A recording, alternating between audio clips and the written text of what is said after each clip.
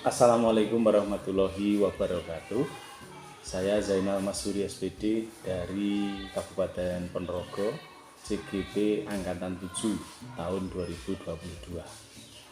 Selamat pagi kami ucapkan terima kasih. Pada kesempatan ini izinkanlah saya akan menyampaikan terkait tentang penerapan pemikiran Ki Hajar Dewantara kaitannya dengan penerapan pendidikan. Sebelum kita berbicara lebih jauh, tentunya ada beberapa hal yang perlu kita pahami bersama terkait dengan penerapan pemikiran Ki Hajar Dewantara. Yang pertama adalah tentang asas pendidikan Ki Hajar Dewantara. Terus yang kedua tentang dasar-dasar pendidikan. Yang ketiga tentang kodrat alam dan kodrat zaman. Yang keempat nanti ada budi pekerti. Yang kelima kerangka pemikiran Ki Hajar Dewantara yang sudah pernah saya terapkan di sekolah. Baik, tidak usah lama-lama, langsung saja di poin yang pertama, asas pendidikan Ki Hajar Dewantara. Ini menurut beliau, pendidikan atau pengajaran itu merupakan usaha persiapan persediaan untuk segala kepentingan hidup manusia, baik dalam hidup bermasyarakat maupun berbudaya dalam artian seluas-luasnya. Di sini pendidikan ini merupakan langkah awal dasar untuk kepentingan seluruh manusia, karena manusia tanpa dididik tidak akan menjadi manusia seutuhnya. Jadi bisa diartikan menurut Ki Hajar Dewantara, pendidikan ini adalah asas pendidikannya adalah memanusiakan manusia yang mempunyai kebutuhan dalam bersosial dan berbudaya, seperti itu. Selanjutnya terkait dengan dasar-dasar pendidikan. Kalau untuk dasar pendidikan ini merupakan awal yang akan menuntun segala kodrat yang ada pada anak-anak agar mereka dapat mencapai keselamatan, kebahagiaan yang setinggi-tingginya, baik sebagai manusia, individu, maupun sebagai anggota masyarakat. Jadi kalau sudah didasari dengan pendidikan, insya Allah nanti individu mandiri akan bisa, bersosial juga mudah seperti itu. Insya Allah seperti itu. Selanjutnya terkait dengan kodrat alam dan kodrat zaman, perlu diketahui menurut Ki Hajar Dewantara, beliau menjelaskan bahwasanya dasar pendidikan ini tidak akan merubah kodrat alam ataupun kodrat zaman. Namun ini nanti akan membantu mengarahkan, karena kodrat alam ini berkaitan dengan sifat dan bentuk. Kalau kodrat zaman ini berkaitan dengan isi atau irama. Saya ulangi lagi, kodrat alam ini berkaitan dengan sifat dan bentuk, yakni lingkungan di mana anak berada. Sedangkan kodrat zaman ini berkaitan dengan isi atau irama perkembangan waktu, perkembangan zaman. Misalkan anak ini hidup di wilayah pesantren, secara otomatis dinalar nanti akan menjadi orang-orang yang ahli agama. Anak hidup di zaman sekarang, kalau harus mengikuti, kita arahkan mengikuti biar tidak ketinggalan zaman, seperti itu. Ini terkait dengan kodrat alam dan kodrat zaman. Jadi sekali lagi tidak merubah kodrat gitu ya, tapi mengarahkan ke yang lebih positif. Ini terkait kodrat alam dan kodrat zaman. Nah, kodrat alam dan kodrat zaman ini nanti akan mencetuskan ke arah budi pekerti.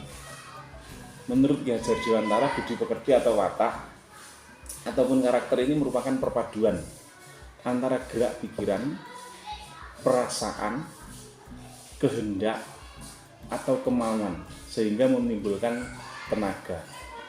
Nah, budi pekerti ini dapat diartikan sebagai perpaduan antara cipta atau kognitif,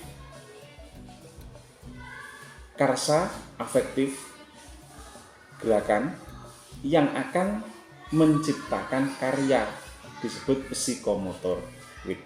Itu nggih. Nah, Jadi perpaduan yang harmonis antara cipta dan karsa insya Allah akan menimbulkan karya yang bahagia kalau arahnya ke positif. Nah, kita sebagai pendidik kan harus mengarahkan ke yang positif. Minimal pendidikan itu harus merubah karakter atau budi pekerti yang awalnya belum tahu menjadi tahu, yang negatif menjadi positif. Seperti itu tujuan dari pendidikan sesungguhnya. Terus gambarannya, kalau pendidikan ini adalah saya diibaratkan seperti petani. Petani itu misalkan menanam benih, boleh benih jagung, padi, kedelai, atau ungguan dan lain sebagainya. Benih itu diibaratkan siswa, ditanam secara bersama-sama, mendapatkan perawatan yang bagus, dipupuk yang bagus, perairan yang bagus, terus sinar matahari yang bagus, maka akan menimbulkan hasil yang bagus pula. Tapi kalau benih itu mendapatkan perawatan yang kurang bagus, ya mohon maaf, nanti mungkin hasilnya kurang maksimal.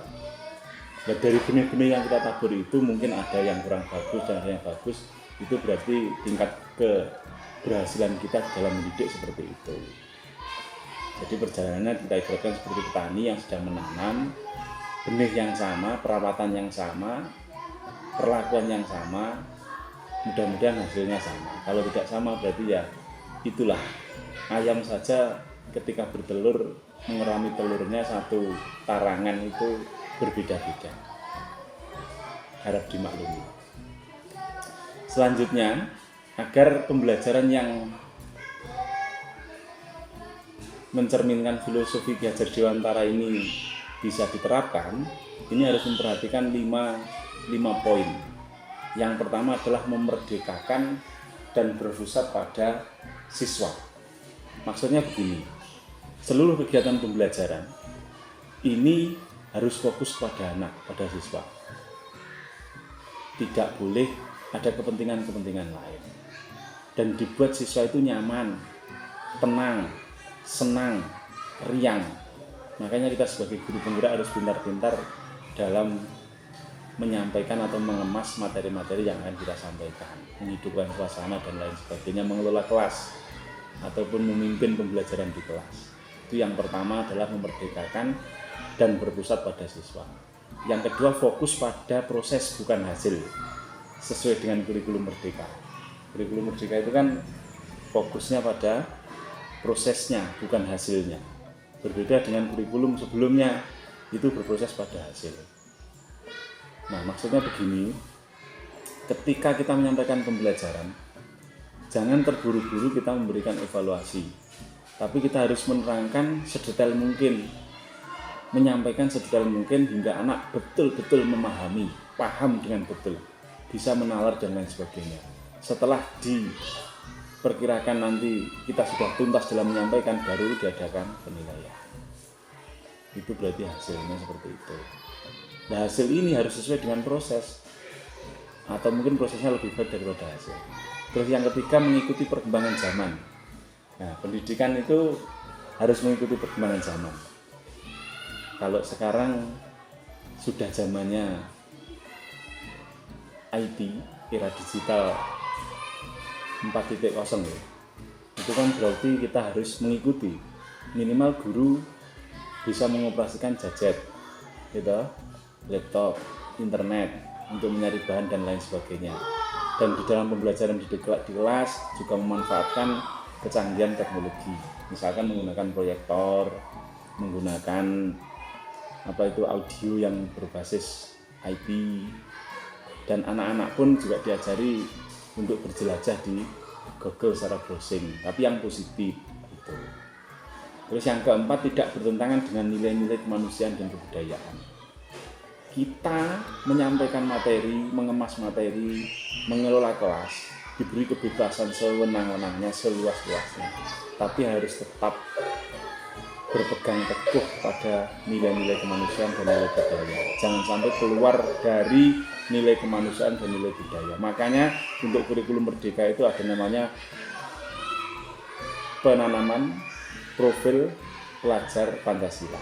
Ini arahnya ke situ. Terus yang terakhir adalah pembangunan budi pekerti.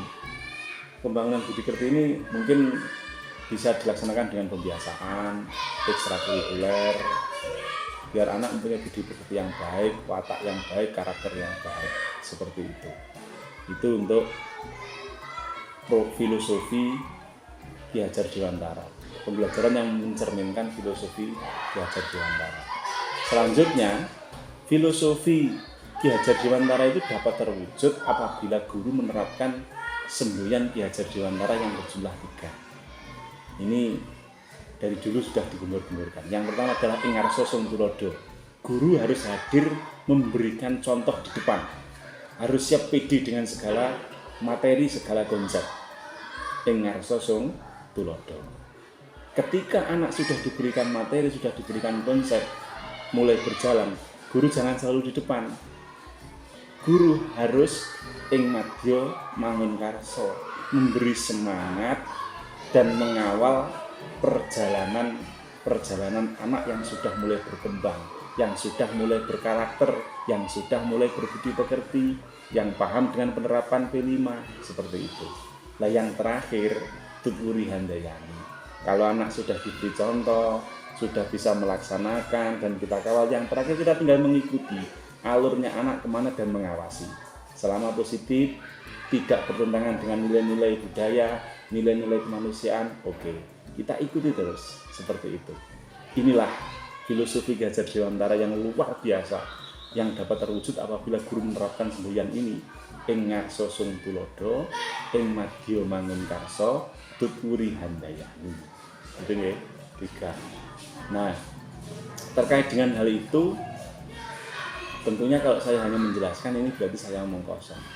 Alhamdulillah saya pernah menerapkan kerangka pemikiran Ki Hajar Dewantara di sekolah yang sudah saya laksanakan dengan cara begini. Guru itu harus bergerak mengikuti perkembangan zaman dan kebutuhan siswa. Contohnya ketika daring kemarin, saya juga menerapkan media internet untuk pembelajaran melalui jalur daring. Nah, ini jalur IT, itu juga sudah saya terapkan. Alhamdulillah, grup WA, Classroom, itu sudah bisa berjalan. Dan pembelajaran yang menggunakan akses internet, fasilitas dari Google, itu sudah pernah berjalan. Dan ketika masuk ini, pembelajaran di kelas menggunakan proyektor juga sering. Anak-anak saya suruh browsing juga sering. Itu terkait dengan perkembangan zaman. Sekarang terkait dengan kebutuhan siswa. Saat ini tidak dapat dipungkiri kalau sekolah negeri, khususnya SD, itu sedikit ketertinggalan masalah pembelajaran agama. Beruntung Bupati Ponorogo itu mempunyai canangan sekolah negeri harus sama dengan sekolah yang berbasis agama.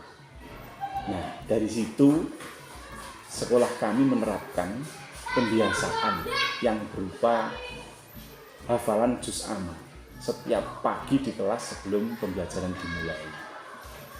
Nah, di dalam 1 minggu itu yang 3 hari pembelajaran juz amma hafalan bersama-sama, yang 3 hari seper hafalan ke gurunya, dan itu sudah kami terapkan. Dan juga sholat zuhur berjamaah di siang hari dilanjutkan dengan madrasah diniyah.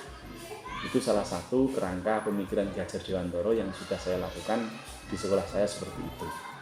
Intinya dari pembelajaran ini, dari penerapan pemikiran Ki Hajar Dewantara ini, kita sebagai guru, sebagai pendidik harus bisa membuat anak berubah menjadi lebih baik, berkarakter, disiplin, watak, mempunyai tujuan, seperti itu. Mungkin itu yang perlu kami sampaikan. Mohon dikoreksi apabila ada kekurangan. Sekali lagi, saya Zainal Masuri, CGP Angkatan 7 dari Kabupaten Ponorogo. Selamat siang, Assalamualaikum warahmatullahi wabarakatuh.